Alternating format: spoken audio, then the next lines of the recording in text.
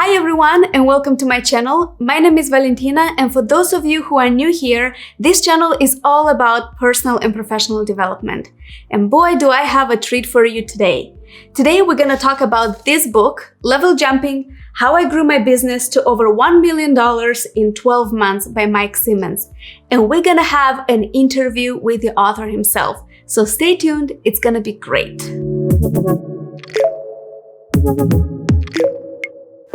When I read this book, there were so many takeaways that I got for me, and this is perfect for those who want to start a business or for those who are thinking about scaling their new business.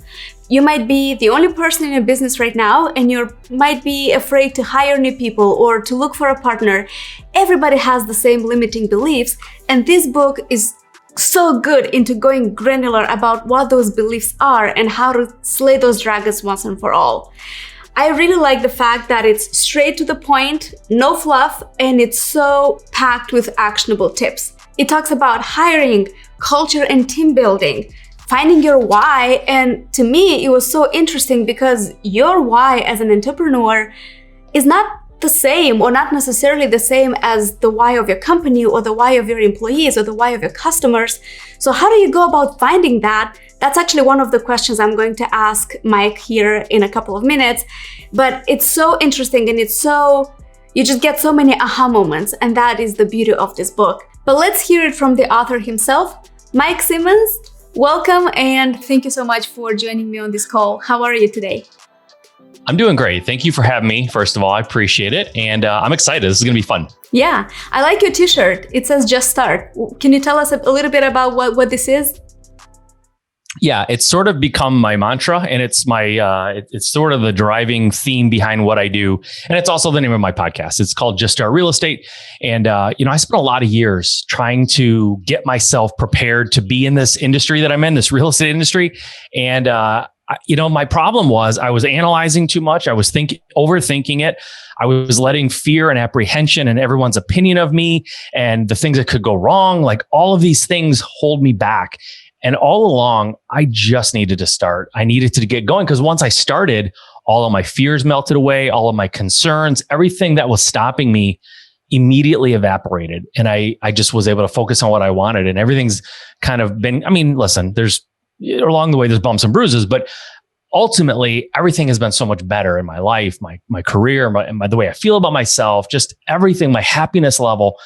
And it's all from this. Getting started, like just start. That's really the kind of the name of the game. And this is the main idea or one of the main ideas in your book as well, right? Just start. A lot of people have limiting beliefs and you've done such a great job just listing those out. That probably comes from your personal experience as well. You felt those limiting beliefs yourself? Yeah, totally. Yeah, a lot of limiting beliefs. And honestly, I could go through just a half a dozen things that was stopping me. But I think sometimes limiting beliefs can be boiled down to fear, right? Mm-hmm. Fear of failure, fear of success, fear of losing money, fear of looking stupid, fear of not knowing enough to actually get started, which is almost the most ludicrous one. Like I thought I had to know everything about everything before I could even start. And the fact of the matter is, if you're going to go 100 miles, you just have to know how to get that first mile. Like you get to the end of that first mile, you can see farther, you can make decisions, you can learn how to get to mile number 2. And I was trying to learn all 100 steps, and I only had to learn the first couple of steps to actually get going. And I think a lot of people have this belief is because, I don't know about you, but I grew up hearing you need to sharpen your saw, and then go into that. Doesn't that contradict what you're saying? Just start? Or how do you see these two coexisting? It doesn't.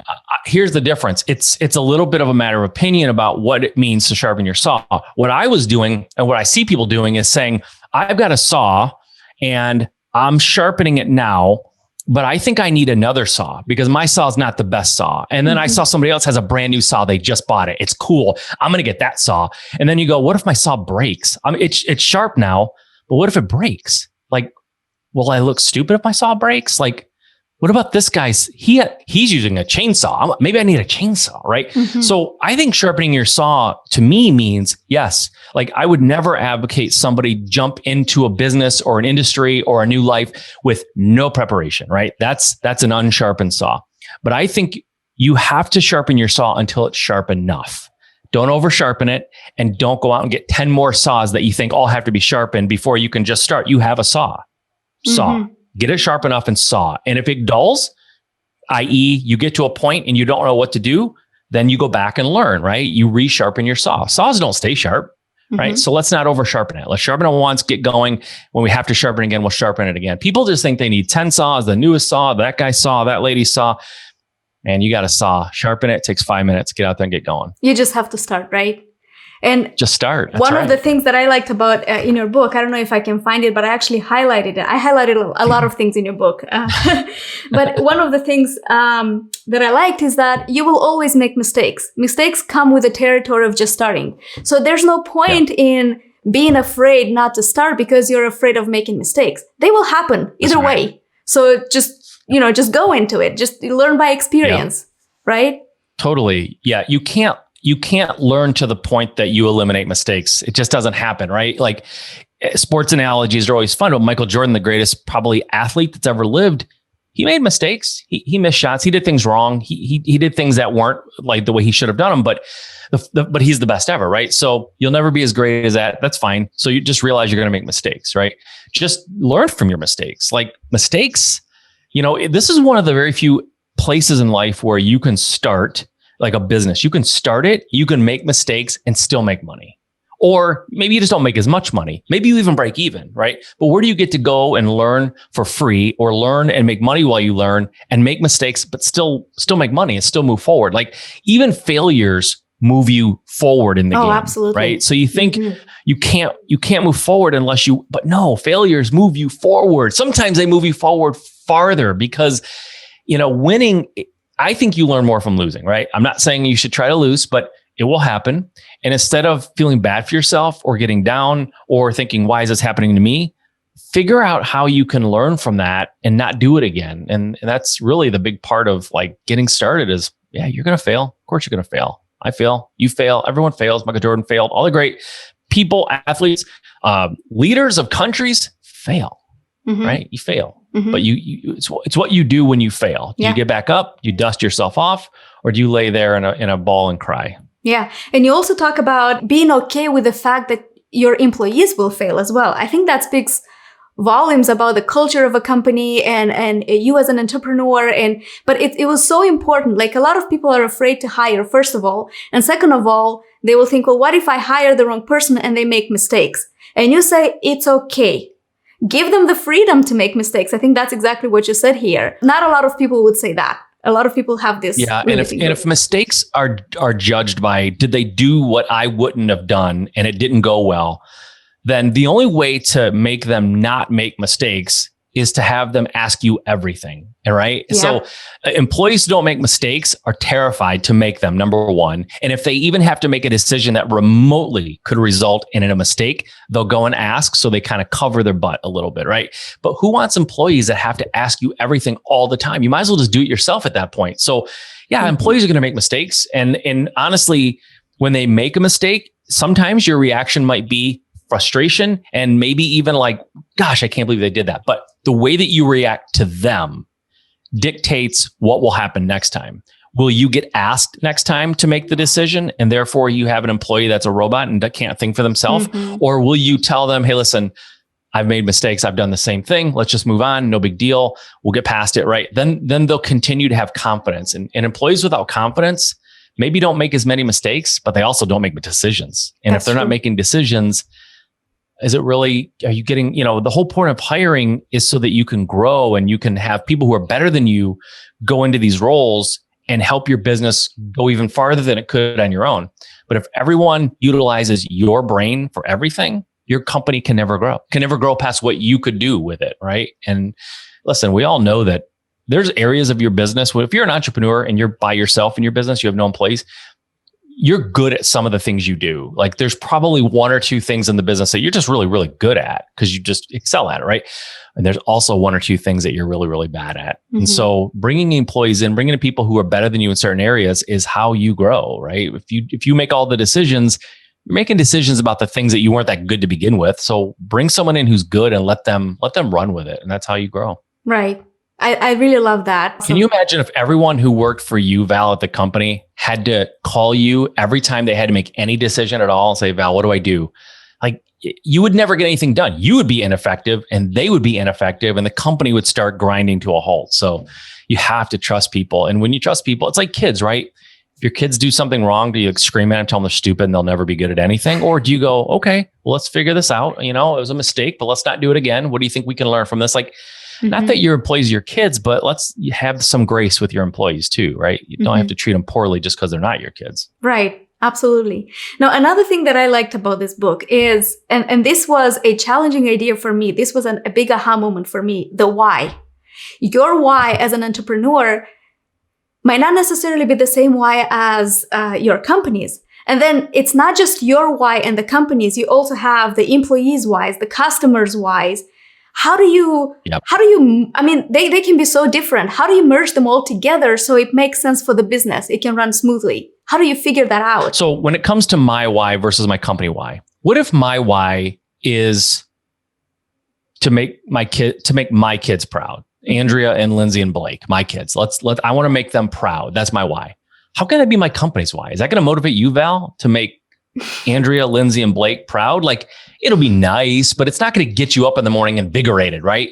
So the company needs a why. And usually the company why is a little bit more, sometimes it's charitable. Sometimes it's making a difference. Sometimes it's donating some of your profits. Sometimes it's Habitat for Humanity. Sometimes it's supporting an organization like OUR. Like, and sometimes it's a little bit more like grassroots. Like, we want to solve people's problems who are living in a home, who have problems, and we can solve it through purchasing their home and giving them the money that they need to fix their problem. Like, the company's why, it should, like, as far as like values are different. I think company values, owner values, a lot of times are the same. They line up pretty closely.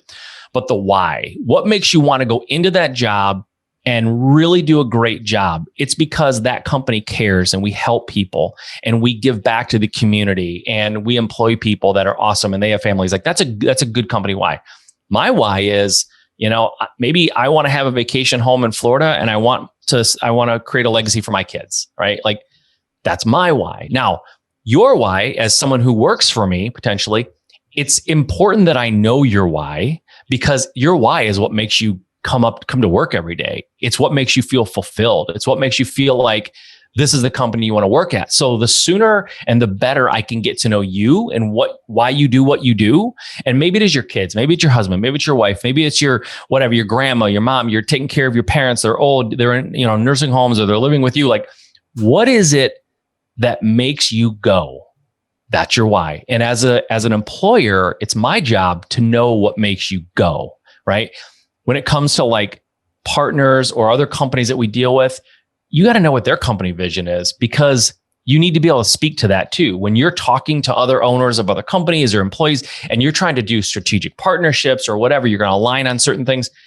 If you don't understand the values and the why behind what they do, it's going to be difficult to position yourself and become valuable to them so that you can work with them. So it's not like my partner's whys, my why, your why, our employees' whys all have to blend and make sense together. They don't necessarily. I just have to know them. If your why is to take care of your mother because she's sick and she lives with you and you really need to be able to take care of her, like, that's not going to propel the other people who work around you. It's not going to propel our clients and maybe people we partner with in other companies. Like, that's your why. And as your employer, I need to know that. So I can say, hey, Val, how's your mom doing? Oh, you know, it's been rough. I need to take her to the hospital. I don't know how we're going to get her there because it's at 2:00 in the afternoon. We don't have anybody. And I go, hey, Val, take the afternoon off. Go take your mom. Don't worry about it. You're fine. Right?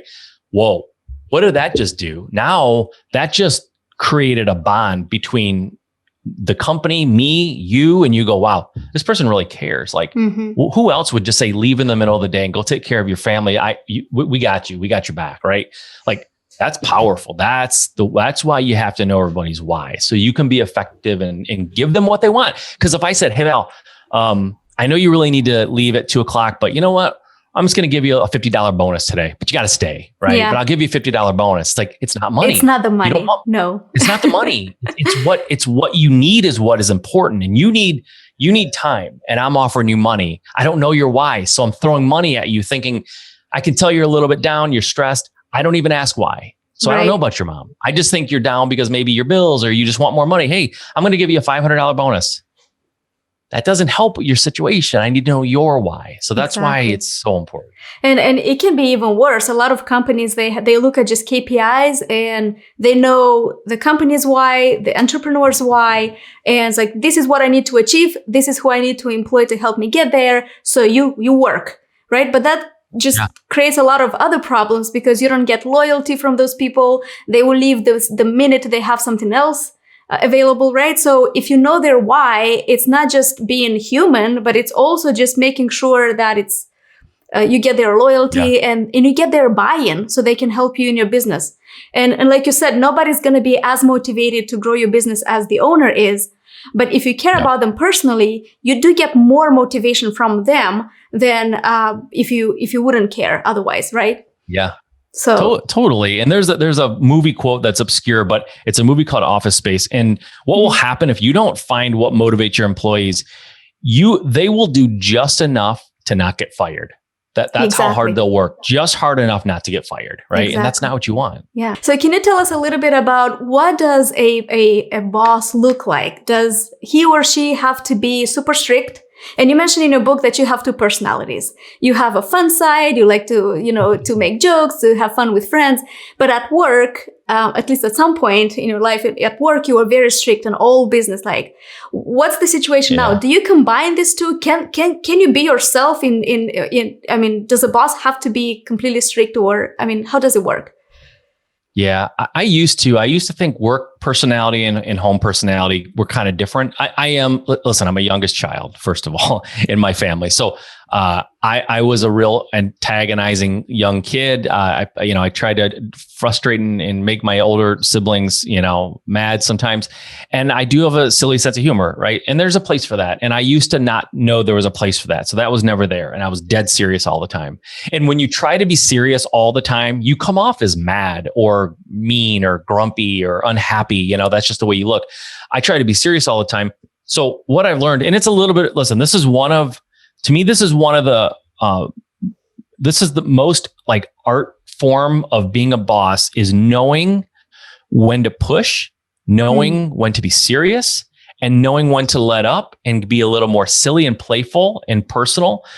It's hard. If you do too much of either one, you'll ruin the relationship with the person who works for you. If you're all serious and you're all push and you're all just drive and grind, people will just not want to talk to you or be around you. If you're all silly and jokes and nothing serious, they'll start thinking nothing serious, right?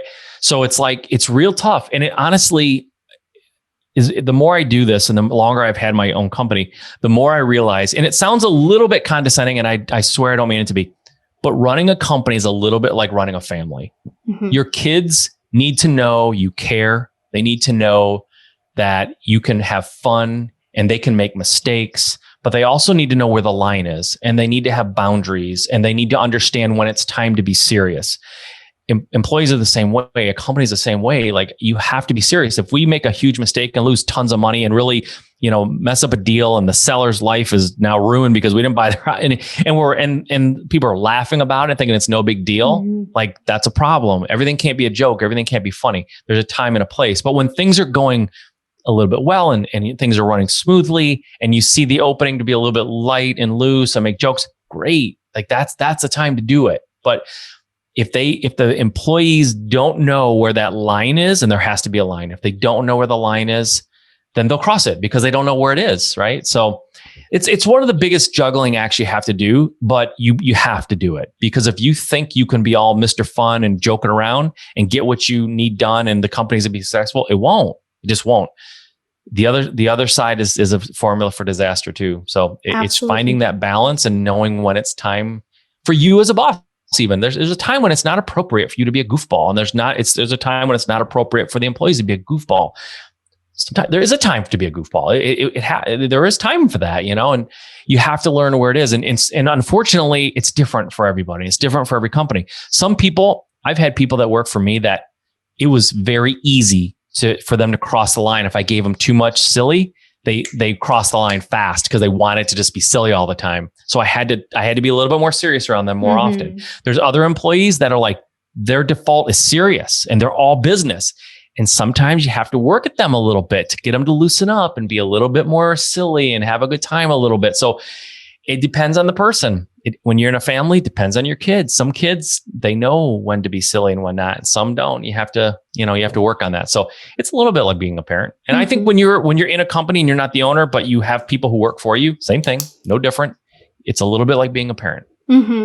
Yeah. And another thing I like about this book is that you leave nothing out. And I really mean nothing out. You even included your email address a couple of times, right? So for people to easily reach you. But it's such a good step-by-step guide from having the right mindset to how to hire people and what websites to use, how to find people internationally, right? To work for you. This is amazing. Like it's just really step by step. And if you want to start a business or if you want to grow your business or take it to the next level, it's a great resource. But one thing that I really, really shocked me, to tell you the truth, is the entrepreneurial loneliness. That was one thing that I did not expect. Of course, I knew about the limiting beliefs. I knew, it's important to know how to hire. But I don't think a lot of people have this association that if you're successful, you're lonely. After all, you've reached all your goals. What else can you want? What can you be lonely about? Could you tell us a little bit about this? Why are successful people lonely? Because as an owner of a company, as a small business owner, entrepreneur, whatever you want to call me, if you take away the people I have met in the last 4 or 5 years that are in my mastermind that we can talk about, if you look at my friends growing up, my immediate family, even my cousins and aunts and uncles, there are no entrepreneurs. There's nobody who owns a business. It's me. So the things that I'm struggling with as an owner of a company, as an entrepreneur, I don't know who to talk to because there's nobody who has ever gone through it. They're not going through it now. They go to a job, they punch in at 9, they leave at 5 or whatever the case may be. They have no frame of reference. It's very hard for them to understand what I'm going through and to talk to me about it and help me work through it. They can do it on a common sense level, but it's not always common sense what we're going through as entrepreneurs. So for me, what I learned was, now I'm kind of lucky. My wife was in the business with me early on. So I had her to talk to, but then even at a point, she stepped out of the business to kind of like, she's a teacher and she did not necessarily love the entrepreneurial roller coaster where things kind of go well and then they go bad. And so it was like, there was nobody really to talk to. Nobody understood what I was doing. If I talked to my parents, they would sort of encourage me to probably to stop because out of protection, they didn't want to see me take risks and be like in this. They would rather me go get a secure job, right? Absolutely. Where I have guaranteed income. So they're trying to protect me, but that's it. If I talk to other people, it's like, wow, that sucks, but they don't know what to tell me to do about it. So for me, joining a mastermind and surrounding myself with people who are in the same industry, but maybe much more importantly, people who are also entrepreneurs, who are having problems hiring, who are having problems with revenue, who are having problems with profit, who aren't maybe knowing how to track numbers effectively so they know if they're growing or if they're failing. That made a difference for me. Now, the big mistake that people make when they get lonely as an entrepreneur, they try to, what do people do in relationships when they're lonely? They go out and they meet somebody and they start dating them, even though maybe they don't like them that much. But they just want somebody because they're lonely. People do it in entrepreneur world. They don't date them, but they go out and look for a partner. And I mean like not a relationship partner, but like a business partner, because they go, I'm lonely. I need someone to bounce ideas off of. I want someone who's kind of in this with me. I'm going to go and partner with somebody. And they do that because they're lonely. And now they have this partner who owns half of the company. And they realize a year later, we don't even get along. Like they don't think like I do. And now this is a mess, right? So I tell people a lot of times, if you feel like you have no one to talk to, then join an organization But you don't partner because you're lonely. Mm-hmm. You go find people who have the same struggles and the same boat as you are, and you go and you talk to them. Don't give away half your company because you're lonely. And that's what happens a lot of times with entrepreneurial loneliness. It's literally loneliness, and it's not that different from being lonely relationship wise. It's just you're lonely because no one understands what you're going through, and you desperately want someone to understand. So you start making these decisions that you're trying to fill that hole, but you don't need someone in your company. You need someone who's just going through it too, so you can talk to them. Yeah. Now, when you talk about partners, that also caught my attention. You said something like a lot of people find a partner because they want to clone themselves, right? So it's like a full person, right? You are half of that person. You don't want the other half to be also the right side or the left side, right? You want someone to complement you. And it's just so many ideas, like what exactly to look for in a partner. And what stood out to me, you mentioned your wife as well, is like you could be a perfect match on all of these areas, but if you're not a match in one area, this might not work out, right? So like you had maybe different risk tolerance. So it's really important. It's not an easy job to find a partner, and it's not an easy job to find the right partner. And you go really granular into what to look for that person. How can that person help you? And do you even need a partner to begin with? Right? Because that's not, I mean, why is it that you do that for? Yeah. Great. Yeah. Most people don't need a partner, honestly. And I think it's human nature. Like, who do you most like spending time with?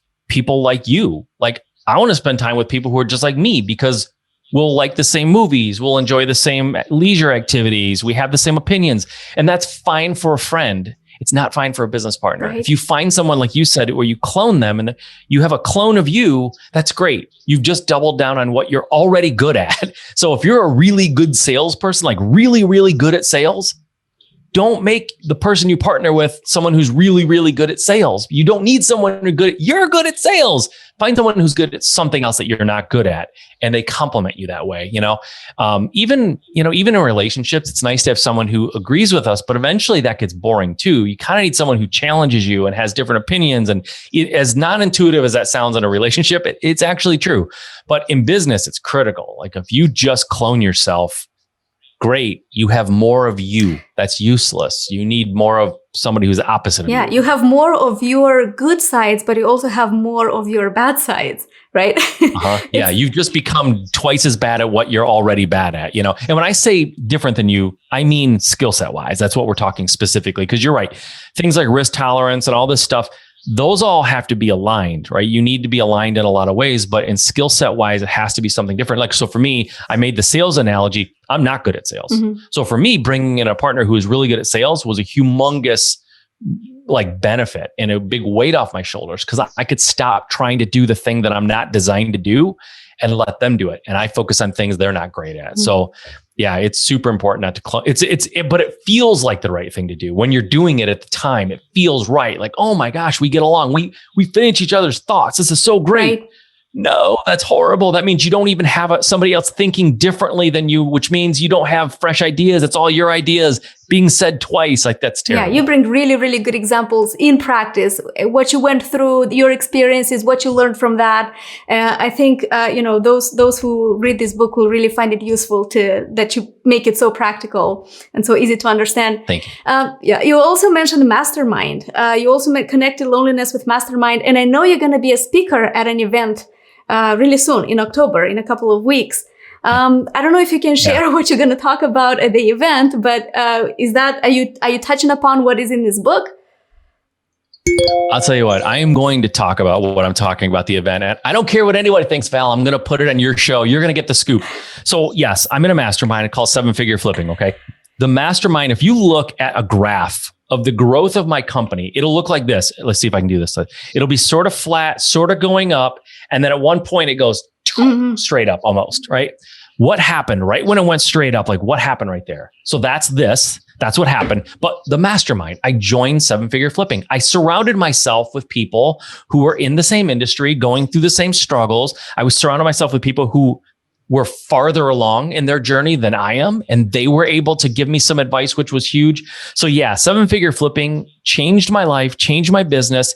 Everything that I have now in business, all the knowledge that I've gained, everything, I can trace it back to 7-figure flipping, a mastermind that helped me do that. Now, that mastermind is a closed mastermind. It's just for members only. But once a year, we do put on an event that's open to the public. It's called Flip Hacking Live. That's what you're referring to. It's in October this year.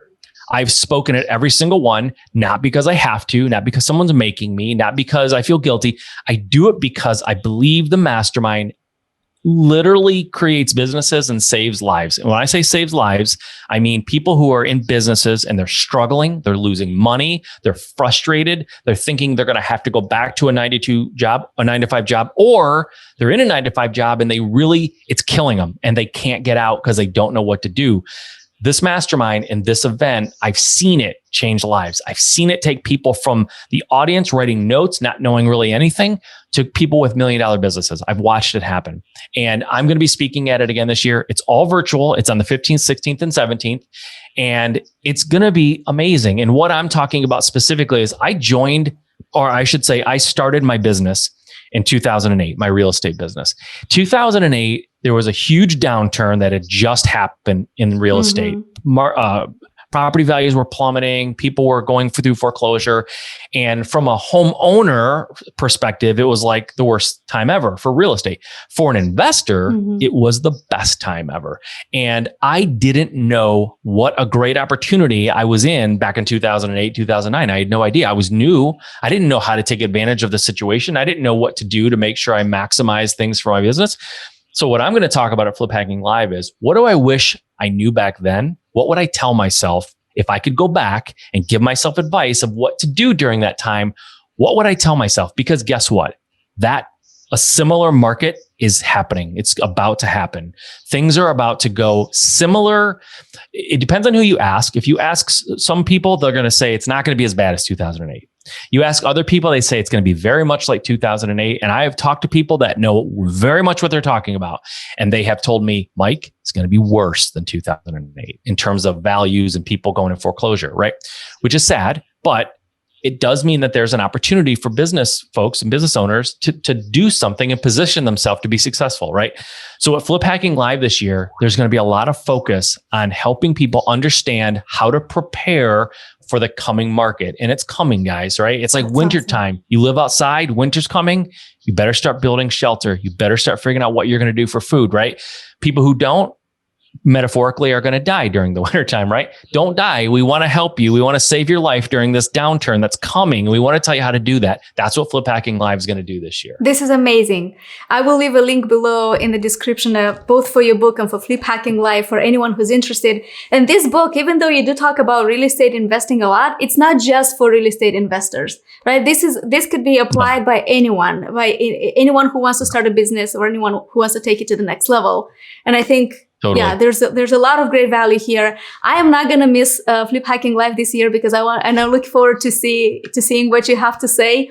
I presented last year and it was an amazing event. I could totally see. And you were awesome, by the way. You were awesome. Thank you. That was such a good presentation. You were amazing. Thank you. I appreciate it. But I can't wait to see what this year is going to be. It's going to be even better than last year. Even though it's not in person, it's all virtual, but it's going to have the same networking benefits. So if anyone wants to meet with you or to network with you, they will have this opportunity to do so, or to meet other investors, right? It's just a great platform to connect like-minded people. Yeah. Yep. It's not going to just be me. There will be a dozen other people up there on stage talking about what they're great at in real estate and telling you how they're preparing and what they're doing to be successful now and over the next year when things are going to change. So, and the cost of the event is just ridiculously low. It's so low and so ridiculous. Like seriously, if you have a big family and you go to dinner and a movie with your big family, like it's about that price. Like it's very close, right? Like dinner and a movie for a big family and you just got yourself into the event. So you can't. That's right. Well, thank you so much for being on this call. It was great. I really appreciate it. It was awesome. It's so practical. Again, it's so actionable. You've done a fantastic job with this book and I can't wait to read more books from you. So high expectations from you. That's right. Thank you. I appreciate that. And thank you guys for watching as well. I hope you like this format and I hope you got a lot of gold nuggets out of it. Let me know in the comments below if you enjoyed this format and if you'd like me to conduct more videos like that in the future. It was amazing having Mike Simmons with us today, the author of Level Jumping, How I Grew My Business to Over $1 million in Profits in 12 Months. If you're interested in purchasing this book, I will leave the link in the description below. Also below in the description, you will find the link to the FHL event that we mentioned in our conversation. That's all I had for today. I hope you guys enjoyed it. If you did, make sure to hit the like button, make sure to hit the subscribe button, and let me know in the comments below what you thought about today's episode. And as always, I will see you in the next video.